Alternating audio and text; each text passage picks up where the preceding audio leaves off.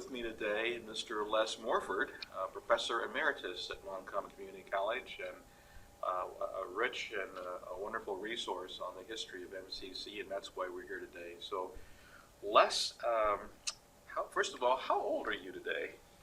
I am 80, having turned 80 last September. Wow. Okay, you look very young for your age. Well, thank you. I feel it sometimes. That's good. And when did you start at MCC? One of the things that you and I talked about before that I will reiterate here, we will talk a little bit about maybe the millage election. Yes. But I'll jump ahead just enough to say this.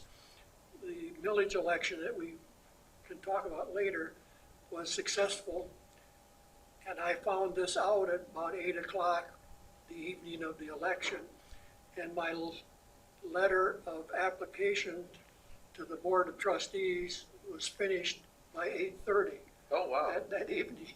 My gosh. And mailed the next morning. So you were at MCC since the very beginning of the college? Oh, yes. The first year after the millage election, and at the time of the millage election, simultaneous with that election, they elected the initial Board of Trustees. Okay. And as I recall, and some of this is going to be not as accurate as I'd like it, my memory slips, but they elected such people as Stan Ash, whose name is still very prominent in college, and Joe Cook from Lakeview, and Jim Crosby from Greenville, and Helen, or Mrs. Greenhill from Carson City or whatever. But anyway, they were elected to the board right away. They didn't have any money. The millage election authorized them to raise money through tax, but they couldn't do it by tomorrow morning. Okay. And as I recall, Stan Ash then loaned the college, it wasn't a great deal, maybe $10,000, just to pay the bills for the next day or so. So I wrote to the yet on, there were no officers, no president, and so on.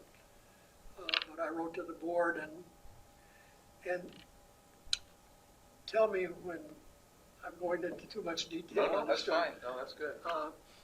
The board, as I recall, Gary, one of their first actions was to pass a rule, or whatever it was, that they would not hire for faculty anyone who taught in a Montcalm County high school. Really? Why? They did not want to get the reputation of raiding. Okay. I guess that's a good word. Sure. Of raiding. R-A-I-D. Yes, the high schools. That would, of course, rendered me out of a job. And I don't know, I don't think it was I who raised heck, but somebody raised heck, and they eliminated that rule and then proceeded to hire President Dr. Fink, Dr. Donald Fink, and business manager Clifford Bedore, who later became the college president. Was Stan Ash the first chair of the board? I believe Stan Ash was the first chair of the board and chair for quite a while. And this is an opinion, not a fact, but my opinion is that subsequent success of the college was Stan Ash's responsibility from Jump Street, from Sure. the very beginning. And as I recall, too, and I hope I'm correct factually on this, the original board had some disagreements about presidential candidates, and I think Dr. Fink was selected by a 4-2 vote. That's interesting. And That was 65. I'm going to say 65.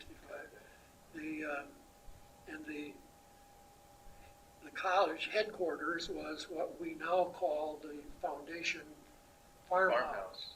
And president's office was there, and the business manager's office, and subsequently the vocational dean was there. A man named Morris Swift, wonderful, wonderful man, who got the vocational programs going, and then he was a Stanton person, got the vocational thing going and then quit. And people were shocked because he was a wonderful man and a great administrator. He said, I'm a very good starter-upper. Okay. I'm not a terribly good runner. Okay. So he said, I've spent my life starting up things. Well, he sure started He accomplished his goal. in terms of the college. Did the classes meet in high schools when Well, it first started? yes, as I recall, high schools and the basement of the county jail, Oh, as my I gosh. recall. The class I taught that first year, I was involved in a television project in Mount Pleasant at the time, but I taught like an evening, and that was in central Montcalm, perhaps some in Greenville. I don't remember all the locales, the jail and high schools, I guess I would say. And please interrupt if I get into too much detail Okay, about sure. this, that, or the other thing. Thinking about, and maybe I've got some notes we could check, but programs that they established right at the beginning. And I do notice, I did make a note, fortunately for me, one was agriculture power mechanics. Oh, And the reasoning, and I probably would have made the same decision myself had I been on the board.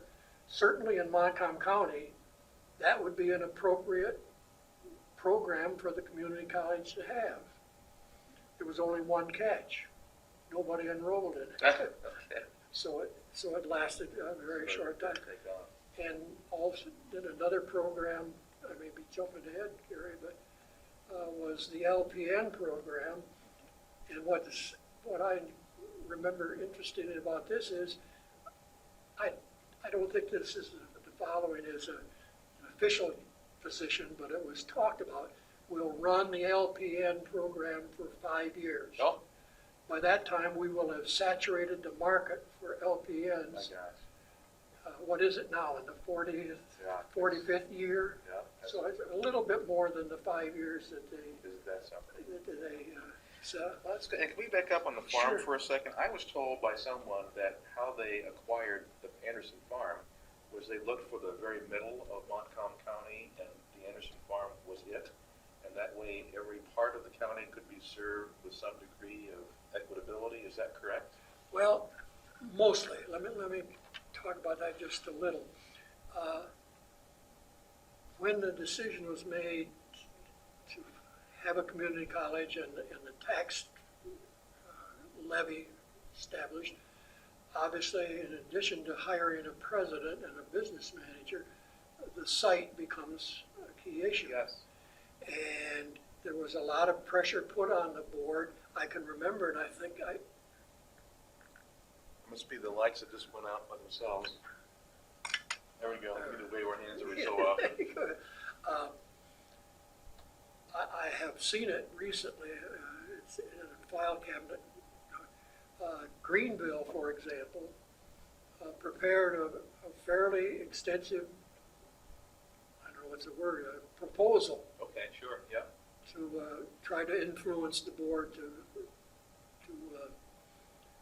have the community college in Greenville. Sure, yeah. And I think my recollection, and this is just an opinion, it's not I can't support it factually, there was a stronger out-county versus Greenville feeling back then, in general, not just the community college. Sure. So the board recognized that wherever they were going to decide to start the community college, somebody's going to be upset. Yes. So two things that happened. One was what you just said. The geography ought to be not just necessarily in terms of a geographical center, though that was a factor, but also in terms of road accessibility, Okay, where they're going to be good roads to get to wherever sure. they selected. And I think the Board of Trustees did a very smart thing. They said, because this is a very controversial issue and we're going to make some people mad, let's let somebody else make the decision, or at least the recommendation. And so I don't remember the specific names, but I do remember one was a professor at Michigan State University and another was a professor at University of Michigan. Others would remember the names, I just don't happen to. And they, well, I noticed in my notes I made some time ago, there were 18 sites considered as possible. My gosh. I can't name the 18. I know one was near Dickerson Lake, north of here, near Lake Stanton. I think about it whenever I drive by. Sure. It was a nice site. Some discussion about the corner of M66 and M57 was another site that was considered. But anyway, they asked for at least advice from the MSU and University of Michigan professors, and they made a recommendation of the Anderson Farm. How about that? What is particularly interesting is that was not one of the 18 Oh, that was initially being considered. Opinion. In retrospect, good choice. yeah, absolutely. And may I add another, one of the influences, or at least one of the factors that the Board of Trustees considered was Ionia County. So Ionia County had, maybe I'm jumping out of order here, but Ionia County had, prior to our successful vote, I don't know how long, but months, not decades, just perhaps 3 or 4 years at the very most, I don't remember the specific. Ionia County had voted on a community college and lost.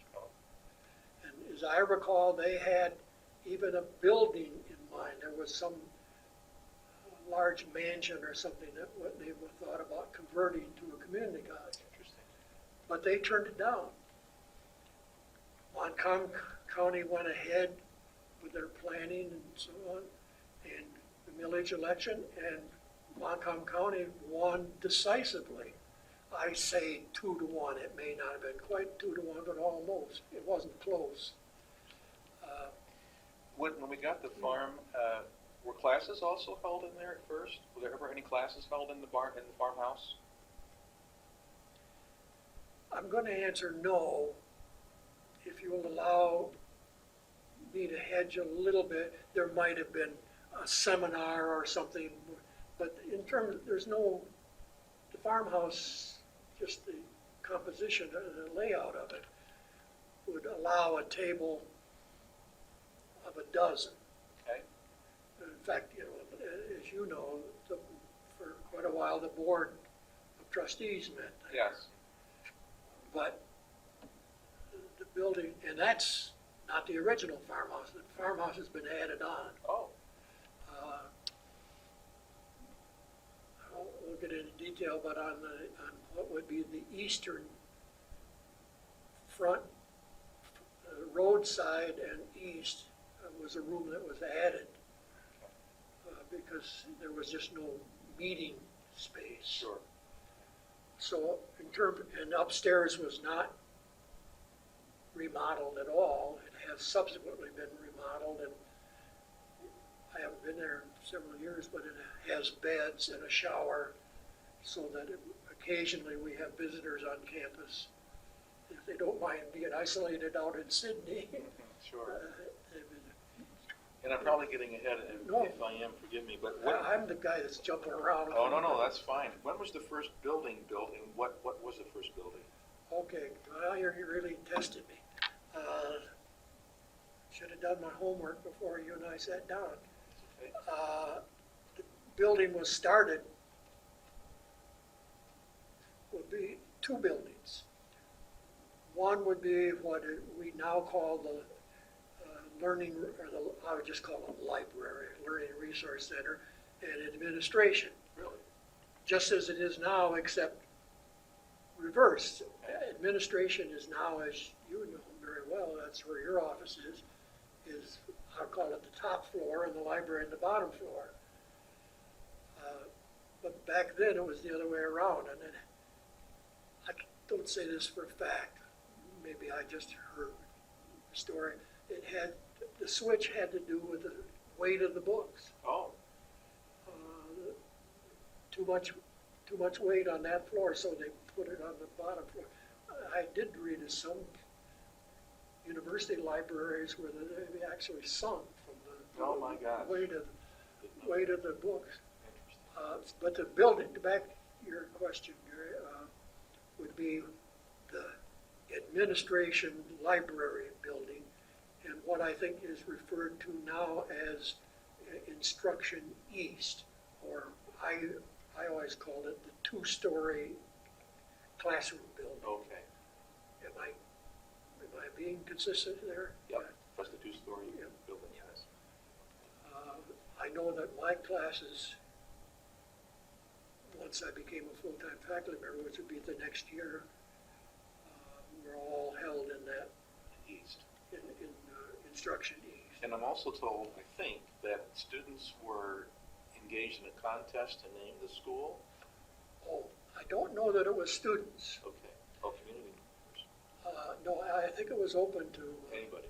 and I dug out a thing. There were lots of suggestions. The most interesting one that was Spud Tech. Spud Tech for potato. For potatoes. I mean, main crop in Montcalm County, particularly then. That's funny. And so people suggested, as I recall, there were two people, one whose name I remember, the other I don't, who recommended Montcalm Community College. Okay. And the board, I don't know if I made a note that there were, I did make a note. Okay. 90 suggestions, Oh, yeah. of which Spud Tech was one and Montcalm Community College was another. My gosh. So Spud Tech was a serious suggestion. Well, I don't know. It was made as a serious suggestion. I don't know that the board Right. particularly.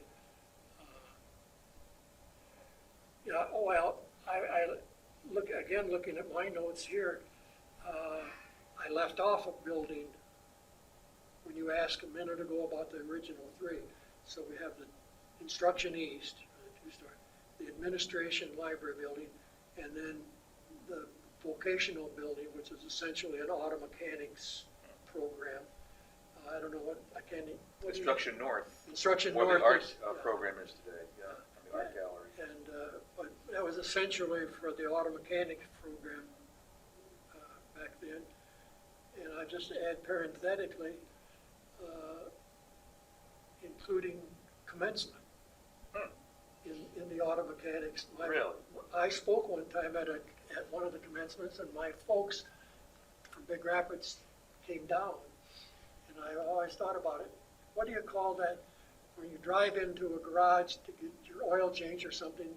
That which lifts the car. Oh, yes. The hydraulic lift or Yeah, whatever. well, my mother and father sat on that during Gosh. the commencement, Amazing. and also, and I'm jumping around. No, that's good. Our original commencements were held in the area essentially between the two-story and the library. Outdoors. Yes. Okay. It would set right in the middle of Dozer building. Oh. And we gather in the basement of the administration building and walk out into and it was called, for good reason, it was called the atrium. And many people perhaps don't know that when MCC had athletic teams, we get to that in a minute if you'd like, but when we had athletic teams, they have to be called something. Sure. Tigers or Lions or whatever. Sure. All right, now, so you've got an atrium, Roman, as I recall, you'd know more about this than I. So the athletic teams become centurions. How about that? Sure, that makes sense. That's how the centurion idea was initiated, because of the atrium. Isn't that something? Wow. I find that of some interest. That is very interesting. I wondered how we got the name Centurions. Yeah. Oh, that's great. So we had agriculture. I'm sorry, go ahead. No, I would just, again, if you don't mind my sneaking to look. Yeah. The one comment I made there, and in retrospect, I smiled and almost chuckled at it. Dr. Fink, the first president, believed in, I guess the term in pedagogy is general education. Sure. I think that's the term I want. And so I had a conference that lasted a day or two in Greenville High School, like on a Saturday, and invited a lot of people, both locals and not, to establish the original MCC curriculum. And one of the decisions, which I, in retrospect, believe Dr. Fink campaigned for, was, and I'll look at my notes here, the general ed program were in social science, in science, the natural sciences, in English or communication, and the creative world, humanities, some might refer. But what I noted on my notes. And mathematics. Oh, and mathematics, Yeah. yes, I forgot. Thank you. That they all started with the word MAN''S, man's social world. Oh, huh. Man's communication would be the English or language arts. Man's physical world, which is the science. Would not bode well today. And at the time we didn't give it a thought, but I think back now, gosh, Yeah. how did we possibly think about that? And I made a note here that lasted until 1976. Wow. At which time somebody wisely Yes. said, let's, and I think let's take the one I was involved with, man's social world. I think probably today it's called social world. I don't know. Social sciences. So it's just called, okay. Isn't it something? That's And I remarkable. mean this as absolutely no criticism of Dr. Fink. Back then, Sure. that was perfectly all right, and I don't recall that anybody objected. Sure. So, Man's world back then. so, So the applied housing, 1969? well, I mean, that, as I recall, and I won't know any details, Gary, that considering the fair geographic isolation of the Anderson Farm Yes, in Midland, Sure. and I think I've made a note, people would say it's an oasis in the middle of a Montcalm cornfield. Oh. And I always took that as a compliment. Sure. To say, okay, here's something. I can remember a reporter for the Grand Rapids Press called and wanted to come up and do a story on the community college. This is in its early days. Sure. And so I met with him, as did others. And in one of the conversations, he said, "Can I ask you a question?" He says, "Where is Sydney?" And we said, "Sir, you came through it just down the road on your way to the college." And we hired back then a reporter, moonlighting. That is, he worked for us 4 hours a week or something doing press releases. Sure. And his favorite expression, which might have been the reason we didn't keep him forever, was Sydney-based, Sydney-based. Oh, that's So funny. a new program at the Sydney-based, or the basketball team at the Sydney-based. That's great. So, but anyway, they were, I jumped ahead. They were talking about the relative isolation. I thought, well, faculty members would probably prefer to live on campus. Oh. They don't want to live in Belton or Greenville or Lakeville.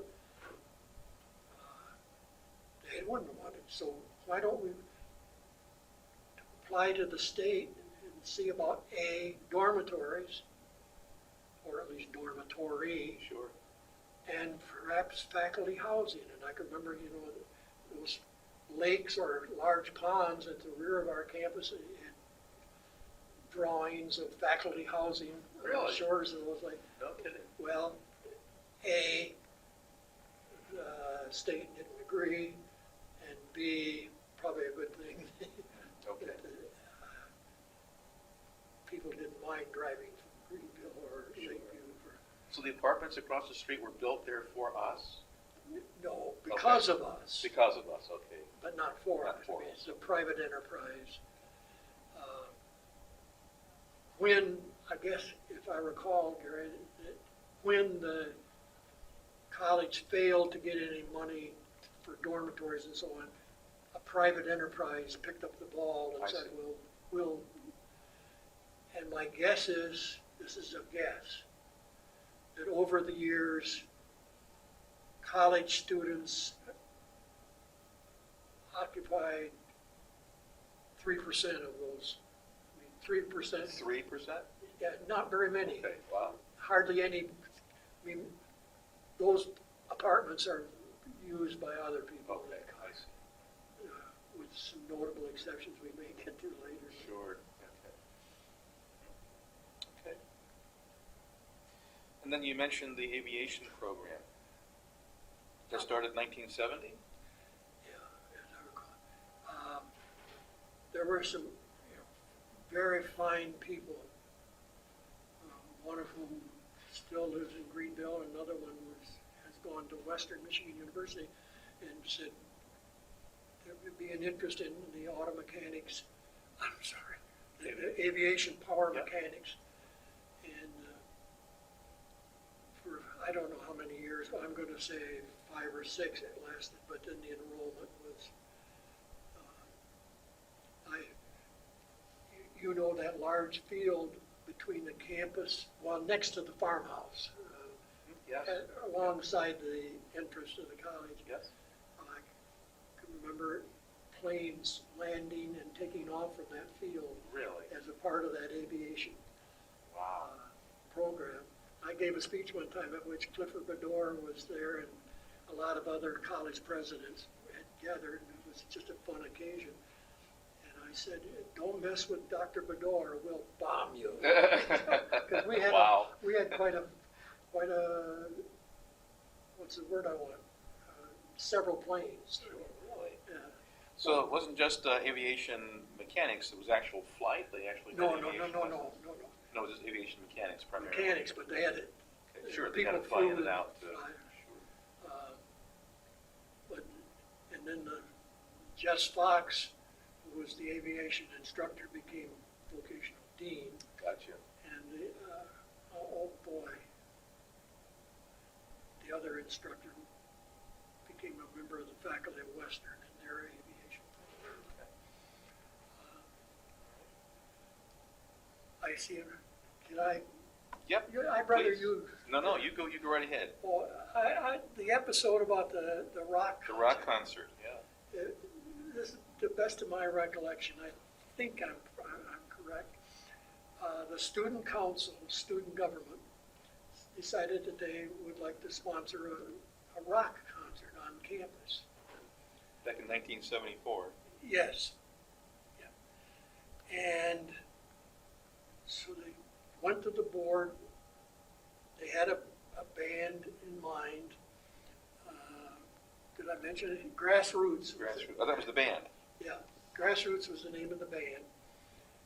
And they'd had some discussion with them about how much they charge and so on. And so they went to the Board of Trustees for permission to have this rock concert on campus. And the board said, no, you may not have a rock concert. And I don't think I'm being unfair in the minds of at least some on the board who voted no. Were fearful that the behavior at the concert might spell bad news for the college in terms of drugs. Back in 1974, I understand that. The students were, understandably, were crushed. To their credit, they did two things. One, they circulated petitions in support of their, in the community. Sure. Door to door or among their friends and so on. And secondly, tried to deal with all of the objections that the Board of Trustees had. Board of Trustees raised issues about toilet facilities, Okay. security, Sure. and so on. And the students, to their credit, tried to deal with each of these objections. Interesting. And as you see in my notes here, by a vote of 4-3, the board reversed themselves and approved of the rock concert. Wow. Which, to my knowledge, I didn't come. Had it been Glenn Miller, I'd have been here. But to the best of my knowledge and the best of the Greenville newspaper knowledge, there were no problems. Oh. I don't know what went on in the back row or anything. Well attended? Yeah, no, I look at my notes here. Yes, no. No. No. Not well attended. Okay. I see by my notes, and I should cheat and look more often. The original vote was 4-3 against the rock concert. Okay. But after the petitions and so on, the vote was changed from 4-3 no to 5-2 yes. In favor. Okay. 4-3. Yep. But the only negative part was financial. So you have said, was it well attended? I guess the answer is no. Okay. And the students lost a lot of money. I see. What I don't remember, somebody like Dr. Burns would have to recall, who made up The difference. the difference, whether student activity fund or something. $4,000. Yeah, it was. $4,500. $4,500.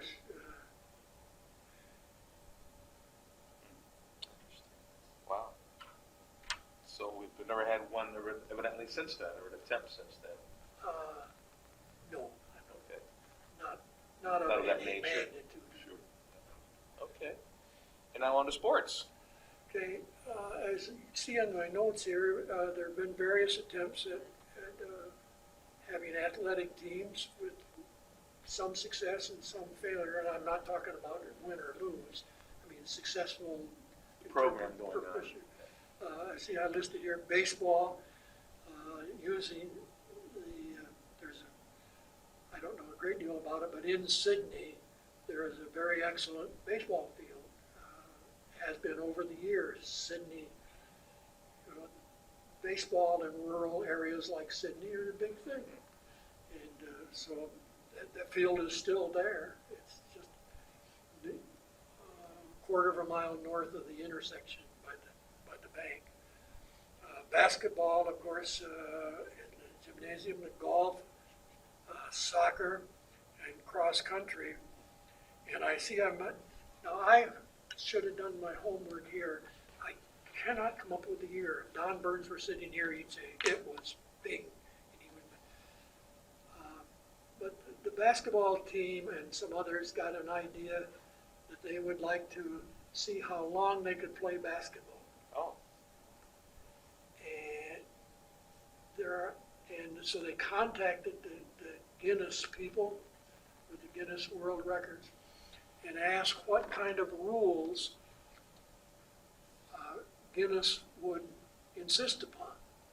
Okay. And Guinness came, and I don't remember the specific rules, but such things as how many substitutes you could have, Okay, yep. how frequently you could stop playing basketball and take a coffee break or whatever. There were certain rules that Guinness was going to recognize this. And the students, the basketball players said, okay, and off they went. I've mentioned Dr. Burns' name several times for good reason. Here's another case, I'll use it. I believe I'm correct that only one person sat in the stands watching that unfold, and that was Don Burns. Oh, wow. And I believe, I should have done my homework here too, Gary, but I believe it was 62 hours. Oh, my gosh. And he was sitting in the stand 62 hours? Oh, yes. Oh, my goodness. He was, I believe at the time, dean of students Wow. and felt some, Remarkable. but I don't know how it stands today, but to the best of my recollection, it was in fact the Guinness, Isn't that something? the Guinness record for length of basketball, playing basketball. They were allowed like 10 players. They could go in and out. I mean, you couldn't have 300 players and Right, sure. each one play 5 minutes. Sure. Well, that's amazing. And that was in the 1970s? I'm gonna say yes. Okay. More specific, I can't. Okay, sure. Well, that's amazing. So we had baseball, basketball, golf, soccer, and cross country. Yeah, I can't. I don't think any others I could think of. Do you know what year those retired? Well, not the same year. Okay, not the same year. I don't know that any existed. Boy, I've gone through this too, so I should remember more accurately. It's okay. Not a problem. Late 70s, Late early 70s. 80s, as close as I could. Financial reasons primarily. I think so. I think primarily that. Okay. They tried to do it up. We had cheerleaders, homecoming queens, pep band. Sure. Sounds great. Ken Smith, the science teacher and musician, organized a little pep band. And for a long time, we played at Central Montcalm Gym Okay. before the construction of our own gym. Okay. Well, let me get down to the very interesting part of the two murders across the street in the 1970s. Okay. As you and I were chatting earlier, there was a student, and In the apartments.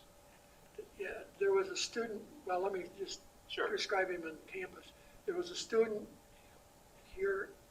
He was a student of mine in my class who had a mental problem in that he fantasized.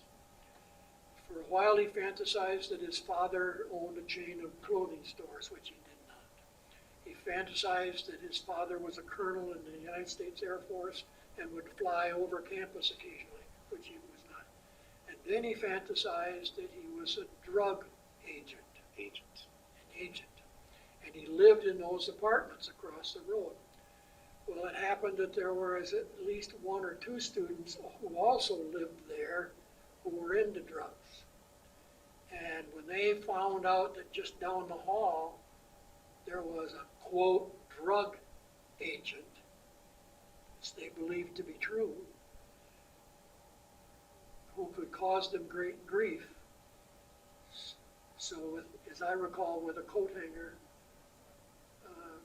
ended his life. He was to strangle.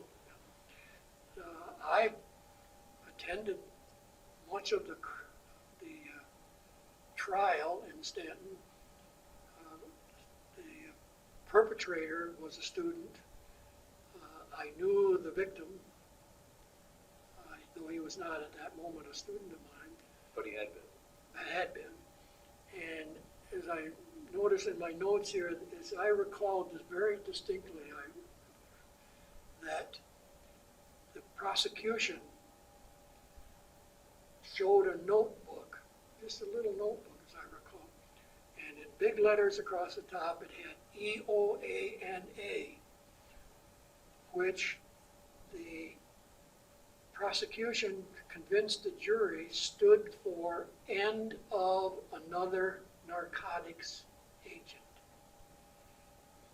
meaning we've done him in. Gotcha. And the main perpetrator was found guilty and incarcerated in the Ionia system, and my guess is probably is there. I don't know. I had him later as a student when college had a prison program. I see. The other that I indicated here, there was a faculty member, social science instructor, history and general social science, Yeah. who lived in Grand Rapids in what's called the Heritage Village. Yeah. Now, I don't mean Heritage Heritage Village. Hill. Heritage Hill section of Grand Rapids. He was a bachelor, had a dog,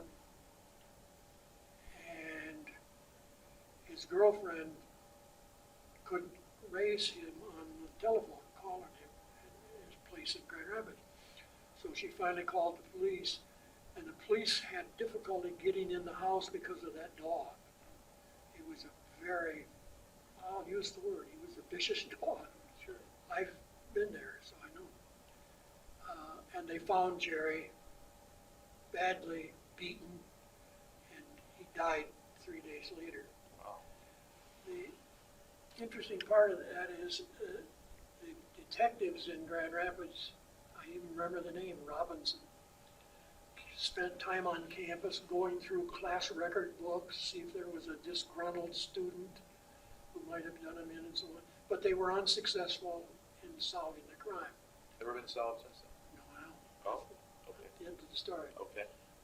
I believe it was 4 years later in what nowadays is, I guess, on television is called the cold case. Sure, yeah. The cold case detective pulled the file on Jerry Freed that has never been solved. 4 years by. And asked himself, I talked to him about this, asked himself, how did the perpetrator get in Jerry's house with that dog? How in the world could he do that? There was no evidence that the dog had been tranquilized. The police couldn't get in to find Jerry. They had to finally take steps. I don't know what they did, but they finally got in. But anyway, this detective said, I wonder if a dog trainer, someone skilled in dog training, would have been able to get in the house. Whom do I know that is a dog trainer? I got a name. Happens that name, I don't remember the name, Gary, but he's incarcerated in Jackson Prison for some other crime. He got in his car, drove to Jackson Prison, and asked the young guy, he was a fairly young man, about it. He said, yes, I did it. My gosh. Was there a motive? Was he a It's student? a robbery. Was it a robbery? No, he had no connection to MCC. Knowledge. Yeah. Wow. Isn't that amazing? But both of those, I don't remember how close they were, but a couple of years. So it Wow. was, Isn't that something? Financial problems, 1971, 1981. and I added 2012. 12, yeah. There have been moments like these. I made the note here, Dr. Fink asked all of us to, that was back in the days of dittos and Sure, mimeograph. mimeograph machines, yeah. Mentioned a ditto to students today. They have no idea what that is. They didn't get the joy of sniffing on one of those. That's right. Very distinct odor. Yeah, that, the purple. With the purple ink. But anyway, we were told that if you run off a test, do it on the back of last week's test. Sure. In order to serve paper. And, Wow. I noticed here, in part because of the financial problem, in part because of the concerns about energy, college passed a rule, anybody using college vehicles, 50 miles an hour max. And it says here, close the gym and pool. Am I correct? The pool is closed for the summer. It is. At the moment. Back then it was closed for one entire year. The whole year. To save. And at that time, the faculty had organized through the Michigan Education Association and negotiated with the Board of Trustees for a first ever master agreement between faculty and the college. And what's interesting is the first master agreement, no increase in wage, but that was a recognition, I think, on the part of both parties that. And was that 1971? I believe that was the 71. Okay.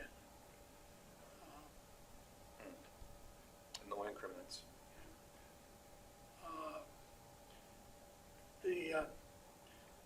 I made a note in thinking about chatting with you today. I think it's fair. I'm obviously very prejudiced about this. But I think it's fair to say the college has been relatively free of major controversies. Yep. You know, we talked earlier about the rock band. Sure. But that hardly was a world-shaking controversy. Right. The one that I do recall, and I made a note here, old money, new money. This is my version. I hope I'm accurate here because I wouldn't want to tell it incorrectly. The Board of Trustees went to the people of the county and asked for a millage increase and said, the purpose of this is not to increase salaries. We're not asking for a millage increase so we can jump everybody's salary. And the millage passed. Okay.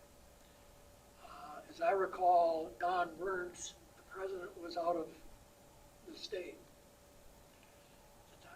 Well, a meeting shortly after the millage was passed, the board raised several salaries. By several, I'm a number close to 10 as opposed to 300.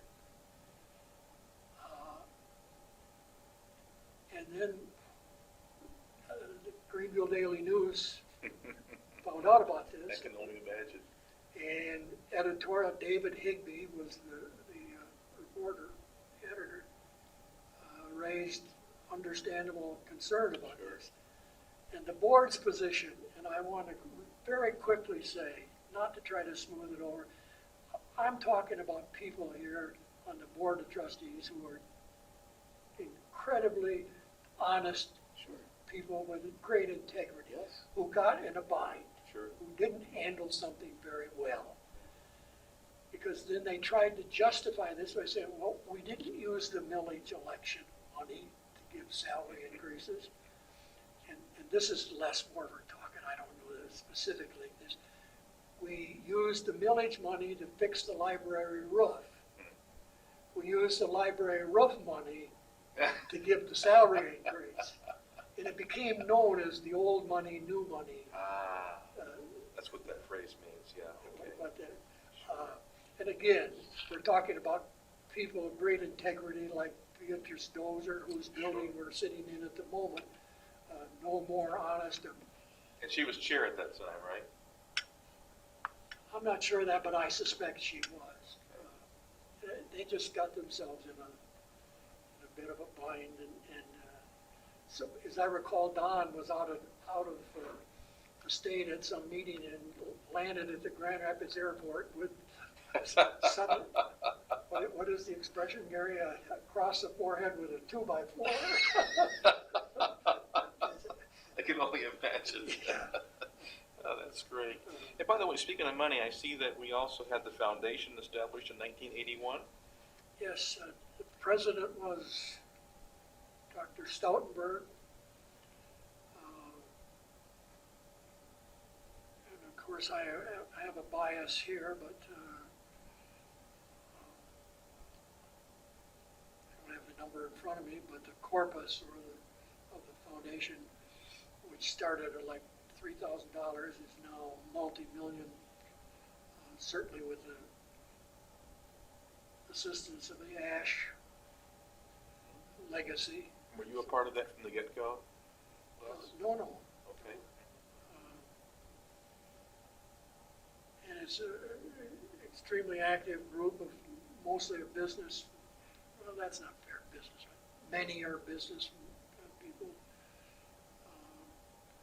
One faculty member they've added to the board.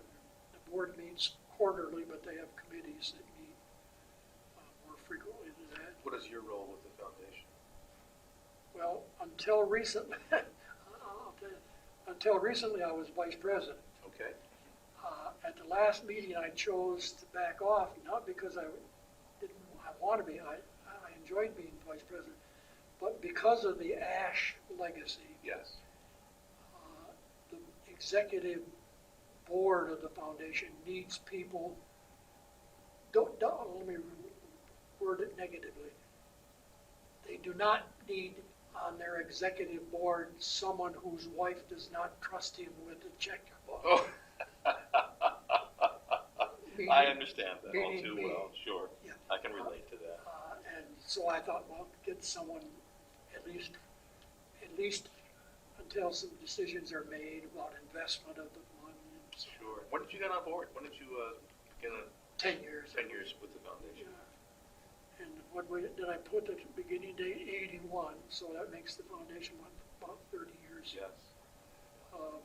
One of the things that I am involved with, as you know, because you've been an applicant, but several years ago we started, one aspect of the foundation is awarding grants, roughly about $12,000 a year, to various projects that people such as yourself or faculty members might feel worthwhile. It's a competitive kind of thing. And I think the last I saw, For programs on campus. yes, programs, in some cases, furniture or Okay, sure. piano or whatever. The last I remember, that's totaled 156,000 Wow. as of this year. Amazing. And each time I go to the board and ask them if they'll do it again, the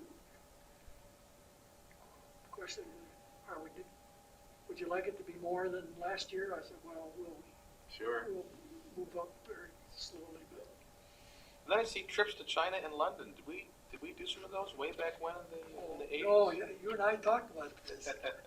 I wish, for those of you who are watching this, this gentleman is a great organizer of this kind of sort of thing. No, I'm just laughing at myself there.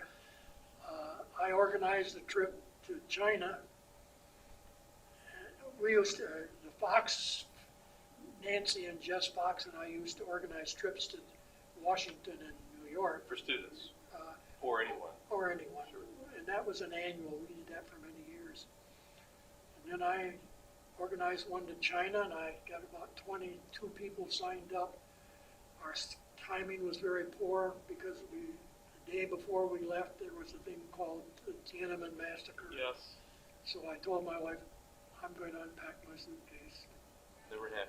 And then so the next year played a little more safe, or I may have the years backwards. Organized a trip to London, England, including my mother's first trip out of the U.S. Only Mr. Gaddafi blew up a bomb in the Heathrow airport, So that didn't happen. and so So that, and you're having much better luck. I know that, So far, I'll ask you a question, including such trips as what?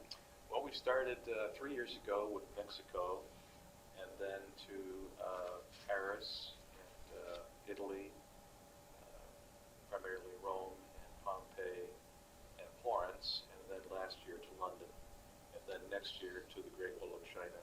So we have faculty members who are leading those projects.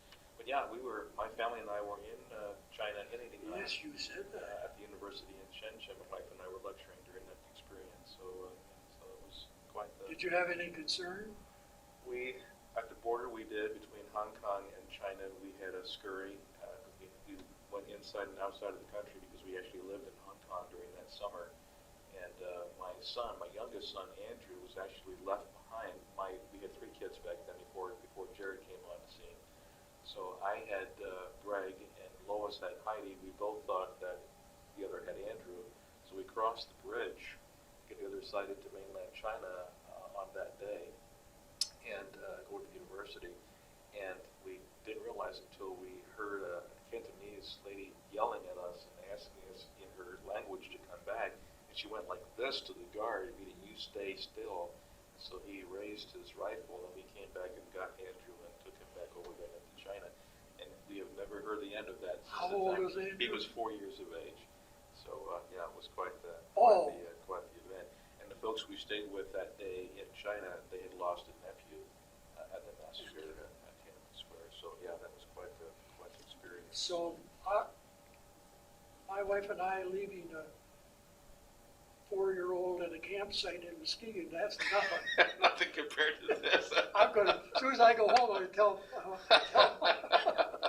It's fun to compare stories. Yeah. That's great. Yeah. Well, 1985, crystal mastodon bones, and we just had them cleaned, and they've been also documented now on a video at U of M. They're going to come back on Friday, so they've been out for just a few days getting refreshed. But tell us about the crystal mastodon in 85. Well, insofar as I made a video. The Oh, you did? Okay. original video, I assume it's been shown, or you're updating it? It's being cleaned. What is? The actual The mastodon. mastodon. Yes. No, I'm talking about the video. Okay. No, I've not seen it. It was an interview with the farmer on whose farm, Oh. and an interview with, what's his name, Dr. Fisher, who was the University of Michigan representative. Yes, he'll be here on Friday.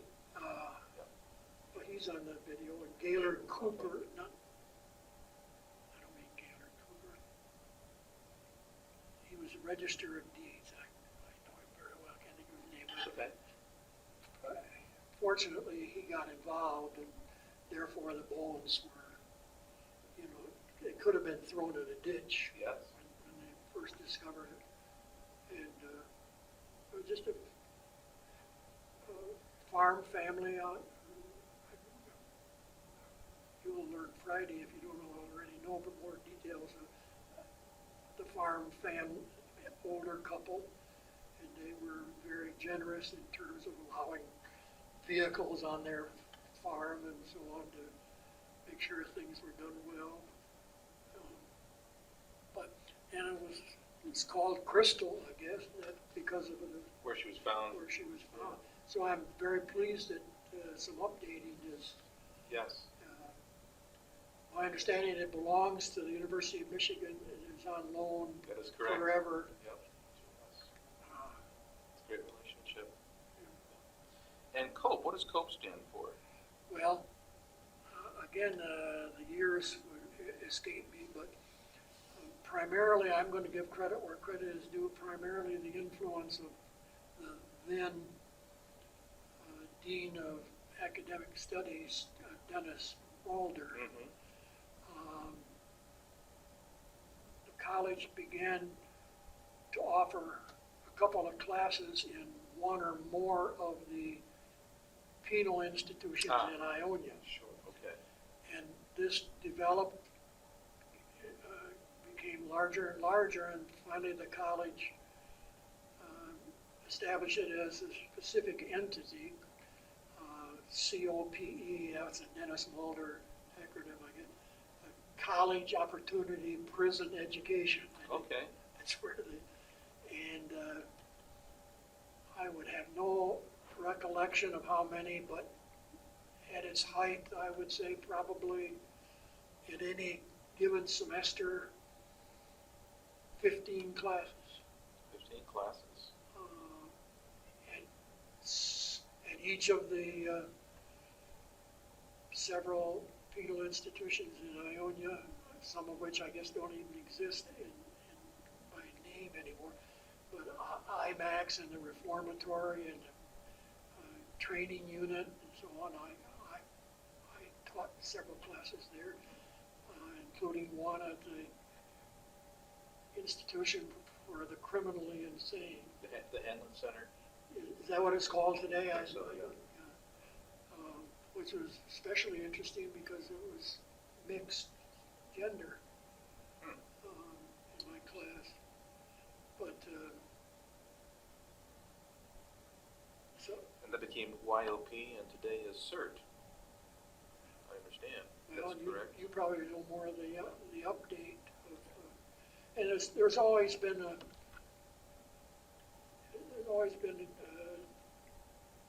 consideration of students paying tuition or not paying tuition. Do the taxpayers